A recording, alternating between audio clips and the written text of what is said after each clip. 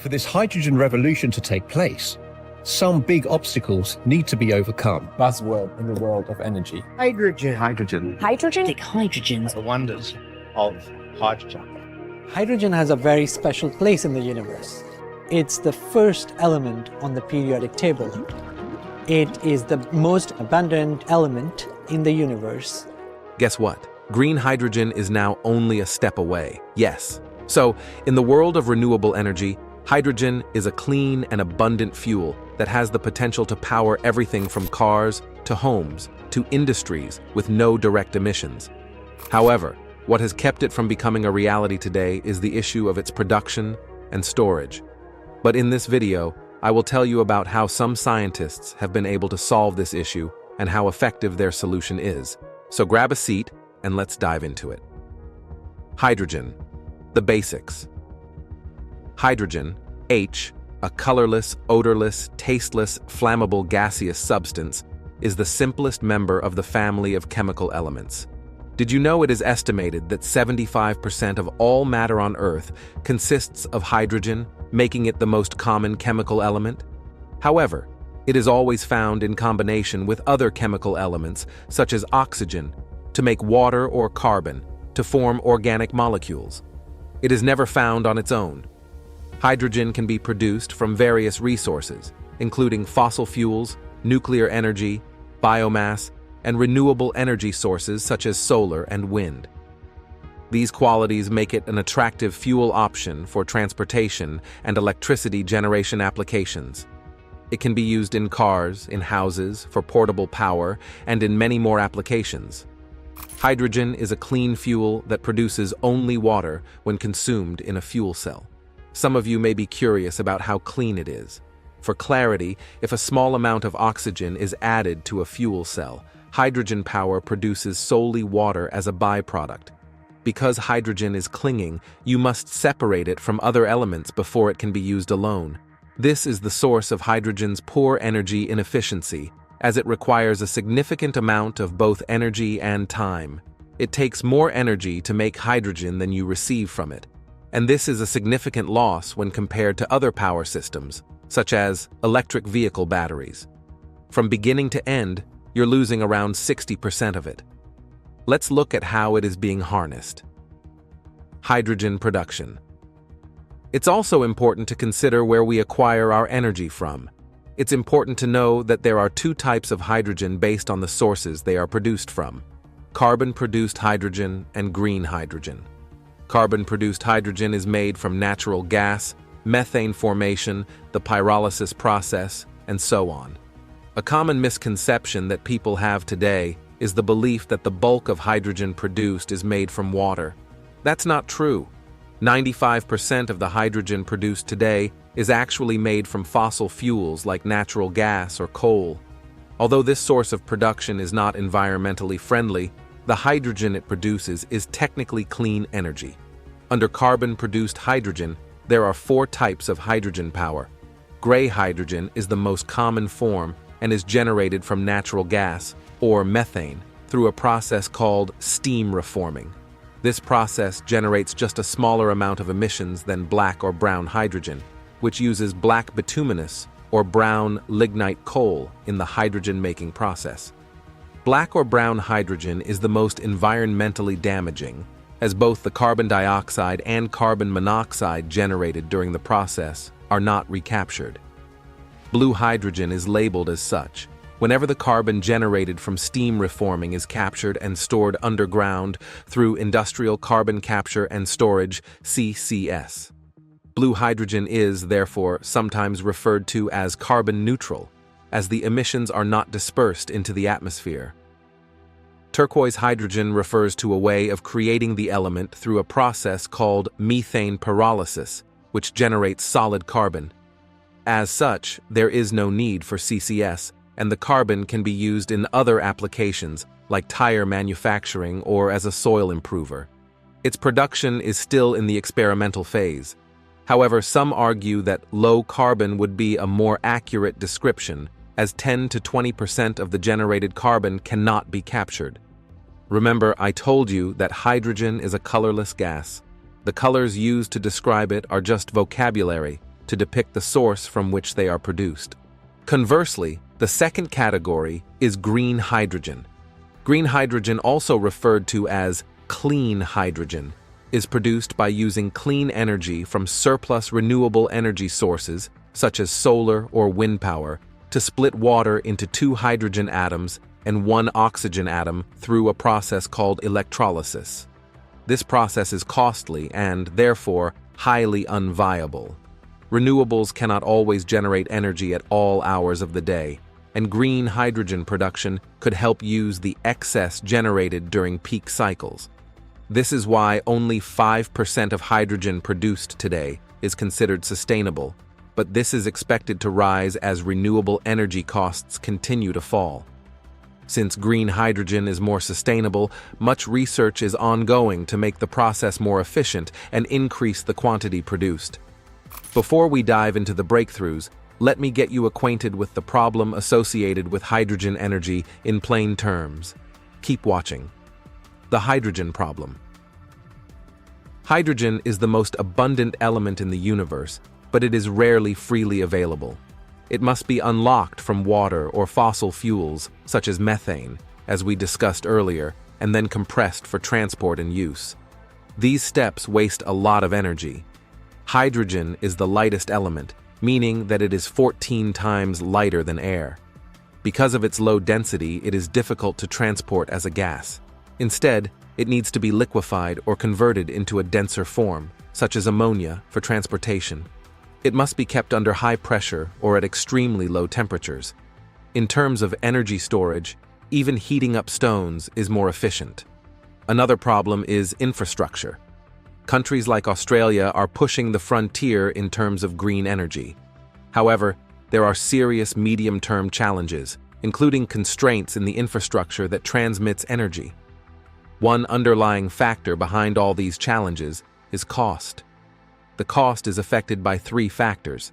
The first is the cost of the electricity used to produce the hydrogen. According to Yan Yushan, a member of the National Academy of Engineering, the Henry Belin DuPont Chair in Chemical and Biomolecular Engineering at the University of Delaware, and founding director of the university's Center for Clean Hydrogen, we still need to get renewable electricity to be cheaper. The second factor is the cost of materials. The electrolyzer stacks used in electrolysis need to become less expensive, which Yan noted is the main focus of his own research. The third factor and challenge is figuring out how to manufacture the electrolyzer stacks and systems on a massive scale at a very high speed. These are the things that are very critical for us to reduce the cost of hydrogen, he said. If the world must reach net zero emissions within 30 years to avert the worst effects of climate change, that means using renewable energy as efficiently as possible to maximize emissions reductions and minimize the land space required. So, the world must be strategic in how and where we use hydrogen. Now, having spelled out the challenges, let's look at the current technology used to harness hydrogen and where it is falling short. Keep watching. Current hydrogen production methods. The problem with green hydrogen production is that it's a lot easier in theory than it is in practice. The 2 primary methods of obtaining green hydrogen are the use of an electrolyzer driven by renewable sources, also known as power-to-gas (P2G) technology, and the steam reforming of biogas, either with or without carbon capture. Power-to-gas (P2G) conversion technology represents a groundbreaking approach to energy storage and management, addressing the growing need for sustainable solutions in the renewable energy sector. Power-to-gas technology involves converting surplus renewable electricity from wind and solar into hydrogen gas through processes like electrolysis. The hydrogen can then be used directly or further processed into methane, integrating seamlessly into existing natural gas infrastructures. In simple terms, P2G splits water into hydrogen and oxygen, using the excess electricity generated from renewable sources like wind or solar. This hydrogen can be either injected into the natural gas pipeline network or converted into methane by combining it with carbon dioxide in a process known as methanation. It can also be converted back into electricity using conventional generators such as gas turbines. The primary advantage of power to gas is its ability to store large amounts of energy over long periods, as liquid gases are easily stored and transported. This is vital for managing the intermittent nature of renewable energy sources. Moreover, it helps reduce carbon emissions by substituting fossil fuels in the gas network with green hydrogen. This can help organizations achieve net zero emissions or carbon neutral goals. The ability of power to gas to provide a renewable alternative to natural gas is critical for the future of the energy economy. At present, numerous groundbreaking business models and projects are investigating ways to make this technology economically feasible and capable of expansion. Despite its potential for renewable energy, P2G encounters several hurdles, including high initial costs, technological challenges, and the necessity of water usage, which is becoming a limited resource. Additionally, the current infrastructure may require significant modifications to handle large quantities of hydrogen. Nevertheless, the financial viability of this process is presently restricted due to its high costs and prolonged payback period. On the other hand, hydrogen production by biogas steam reforming can be a technically feasible concept, as the process involves using steam to convert biogas, which is a mixture of methane and carbon dioxide, into hydrogen gas and carbon dioxide. The reaction occurs at high temperatures and requires a catalyst to facilitate the reaction. The hydrogen produced can then be used as a clean energy source for a variety of applications, including fuel cells for electricity generation and transportation. From an economic perspective, the feasibility of hydrogen production by biogas steam reforming depends on a number of factors, including the availability and cost of biogas feedstock, the efficiency of the steam reforming process, and the demand for hydrogen in the market. Although steam reforming of natural gas now generates most hydrogen electricity, natural gas itself is a scarce and highly sought-after resource. However, electrolyzers have been a notoriously expensive and inefficient method of producing hydrogen gas. It is also important to consider the full life cycle of the process, including the environmental impact of producing and transporting the biogas feedstock and the potential for greenhouse gas emissions during the steam reforming process. Hence, hydrogen production, storage, and transportation necessitate a fresh and novel approach. Have these systems' efficiency improved due to recent technical advancements? Let's find out. Recent technological advancements. To meet the anticipated demand for green hydrogen, we'll need to ramp up electrolyzer production and kick off large-scale projects significantly. Hysata has developed a new, highly efficient electrolyzer that promises to transform the economics of green hydrogen production.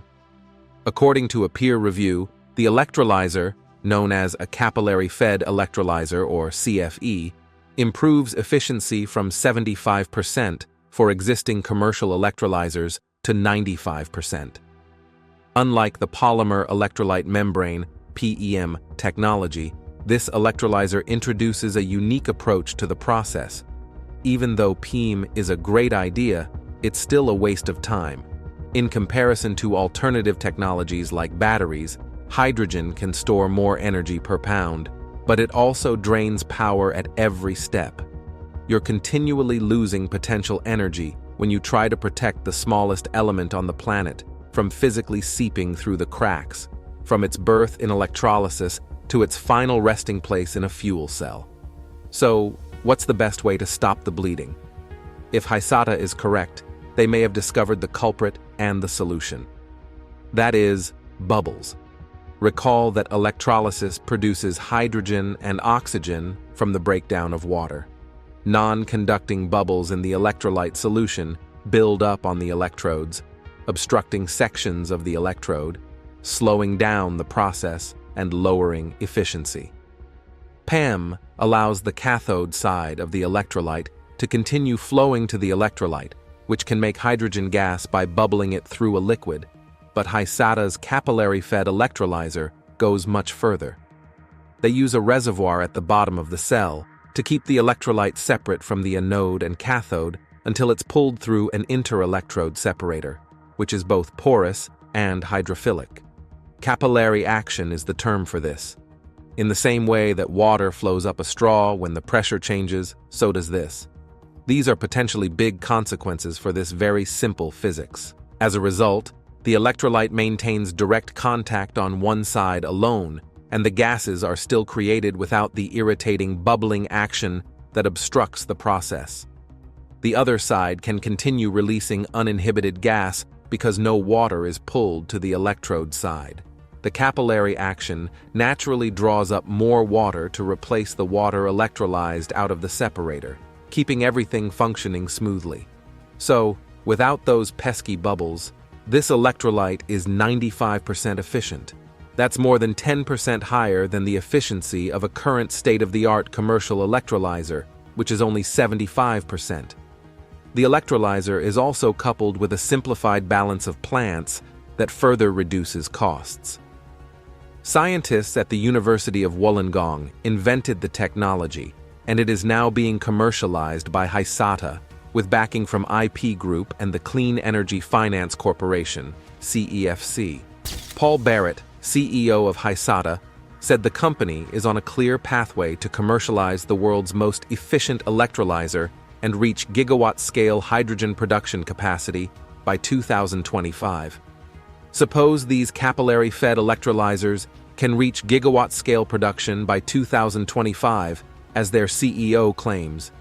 In that case, they may just fill the gap in the market for a less expensive, more efficient electrolyzer, which is exactly what hydrogen power requires to get off the ground.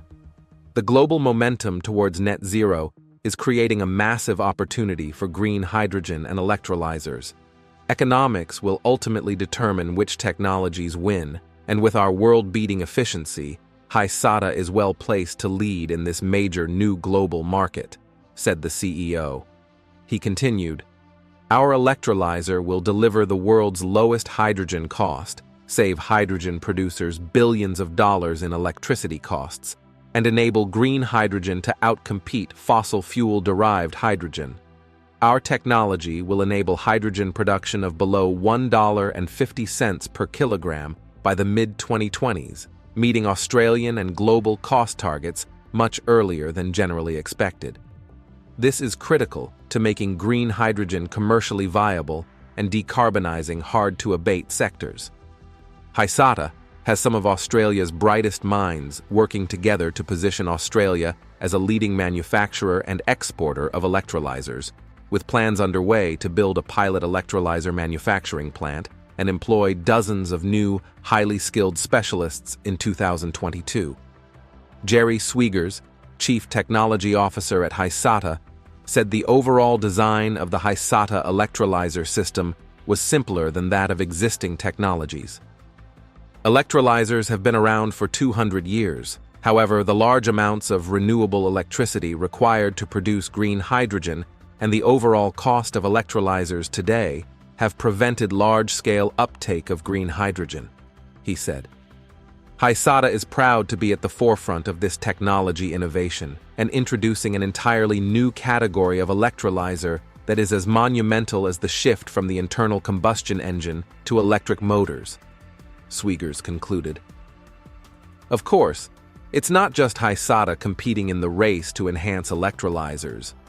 Researchers at the Korean Institute of Science and Technology, KIST, claim to have tested a novel type of membrane that solves the problem of electrolyzer production corrosiveness. Proton exchange membranes, PEMs, are used in most electrolyzers to allow positively charged hydrogen ions to pass through to the cathode and eventually combine with electrons to generate hydrogen gas. Unfortunately, this acidic environment is extremely demanding on equipment, necessitating costly metals such as platinum, ruthenium, or iridium in electrodes. On their separator plates, they use titanium as well. One of the significant expenditures is the usage of these platinum group metals PGMs as a catalyst to speed up the reaction. These catalysts are very expensive and can be poisoned by numerous impurities in the input gas stream. such as carbon monoxide and other gases that may be pollutants. However, this problem is typically addressed by switching to anion exchange membranes, AEMS. Negatively charged hydroxide ions pass through these membranes and electrode assemblies and recombine to form water molecules at the anode, allowing hydrogen atoms to gravitate toward the cathode. Unlike their PEM counterparts, AEMs can operate in even alkaline conditions without the need for expensive metal catalysts. AEMs, on the other hand, haven't quite found their footing in the market, owing to their poor performance and proclivity for breaking down. KIST recently conducted tests on a new membrane and electrode assembly that outperformed their AEM counterparts by a factor of 6 and lasted 10 times as long. It even performed 20% better than existing PEM technology. They achieved this in part by increasing the specific surface area of the structure and combining it with ion-conducting polyfluorenyl coaryl pyridinium, or PFAP-based compounds. That translates to increased surface area, more conductivity, and, in theory, more energy produced over its lifetime, as well as cheaper total expenses. The developed material represented excellent durability of more than 1,000 hours of operation and has achieved a new record cell performance of 7.68 amperes per square centimeter. This is about 6 times the performance of existing anion exchange materials and about 1.2 times that of the expensive commercial PEMWI technology, 6 amperes per square centimeter. So, how do all these technologies hold up? Is it true that these innovations are everything they claim to be? Let's find out. Potentials and limitations of the new technologies. Let's start with efficiency first. It takes Hisata's capillary-fed electrolyzer only 41.5 kilowatt-hours per kilogram of hydrogen to run, compared to the current commercial electrolyzer's 52.5 kilowatt-hours. A stunning 95% overall system efficiency is a huge improvement over the industry benchmark of 75%. And to their credit, they aren't making this world record-breaking claim without evidence. Their research was peer-reviewed and published in Nature Communications in March. Their design ensures that every drop of hydrogen is squeezed out, with not a single bubble going to waste. On the other hand, there are advancements such as the KIST AEM. Their membrane surpasses current PEM technology, but it isn't as long-lasting, and even if the material is capable, proving it will take another 5 and a bit years on the test bench. That's a tough hurdle.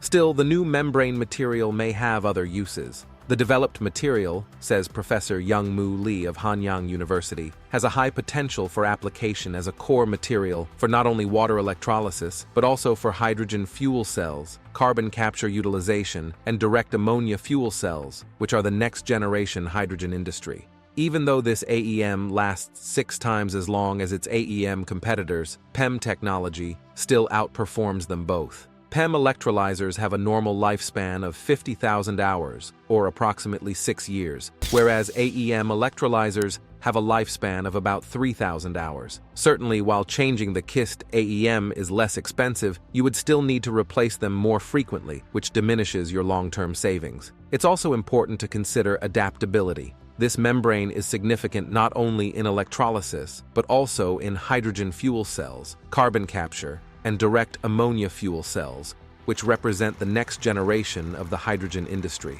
It's a delicate jigsaw puzzle. You want to gather as much hydrogen as possible without adding unnecessary steps to the process that waste time and energy. The more we streamline and refine this technology, the higher the efficiency rate becomes, which helps green hydrogen compete with other renewables a little better. What are the future prospects for this clean energy option? Let's see what experts have to say about that. Future outlook.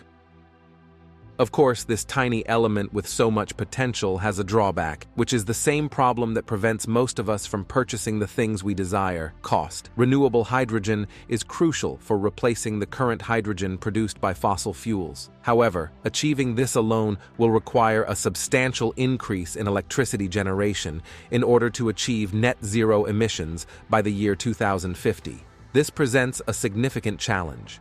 Many of these innovations are still in their infancy, Some are ongoing projects, while others are nearing completion. It will take a lot of money and a lot of trial and error before they reach the scale that hydrogen enthusiasts envision. So, is hydrogen power finally getting its due? That's not entirely true. Many of these innovations are only just getting started, and new ones appear daily. Even if scientists are able to solve the harnessing problem, other issues lie in wait that need to be addressed before hydrogen can become commercially available and safe for use. For example, Stout noted public concerns about hydrogen's safety, given its flammability. For many people, hydrogen brings to mind the 1937 Hindenburg disaster. Hydrogen does have a wider flammability range than other fuels in air. It can burn at concentrations from 4% to 75% and ignites more easily, said Steckel. But in some other respects, it can be safer, she said. For example, hydrogen is lighter than air, so if there is a hydrogen leak outside, it will rise and disperse quickly, lowering the probability of ignition. In contrast, propane gas is heavier than air and sinks, and liquids like gasoline or diesel pool, making them more likely to ignite. In any case, she noted, safety needs to be paid very strict attention to, and it has, adding that there are many regulations and safety protocols for managing hydrogen. Jan, on the other hand, pointed out that hydrogen has been used for a long time. The world currently uses about 70 million tons per year. So we know how to handle hydrogen, we know how to transport it, we know how to store it, he said. Having said that, yes, we still need to be very careful about handling hydrogen. As hydrogen production scales up and costs fall, excess hydrogen could be available at ports for fueling ships, either directly or through a hydrogen derivative like ammonia. Hydrogen gas could also be used to make carbon-neutral synthetic fuel for planes. If an international export market emerges in the future, this strategy would also mean renewable hydrogen would be available at ports to ship directly overseas. Even though there is foresight for a renewable hydrogen export market to emerge in the long term, another question still remains. How much could this technology do to reduce the price of green hydrogen? It's hard to find definitive answers, as green energy prices can fluctuate dramatically across different regions, and many different PM technologies also vary in price. Experts have noted that road transport is one area where they believe hydrogen will not play a major role. In fact, Tesla founder Elon Musk has gone as far as to call hydrogen fuel cell vehicles mind-bogglingly stupid. Hydrogen vehicles will always consume 2 to 4 times more energy than battery electric vehicles. This is simply due to the laws of physics and cannot be resolved by technological improvements. In the case of hydrogen-powered vehicles, this will mean higher costs for consumers compared to battery electric vehicles. It also means far more space for solar panels or wind turbines is needed to generate renewable energy. Finally, these developments suggest that hydrogen energy is still thriving, which is a good thing, because we need a range of clean energy sources for a better future. Outro. Do you think the green hydrogen technology will be readily available by 2025? Let us know your thoughts in the comment section below. Don't forget to like this video and subscribe to this channel to get notified whenever we drop any inspiring and educational content like this. Thank you for watching. You can also check out our other videos on this channel.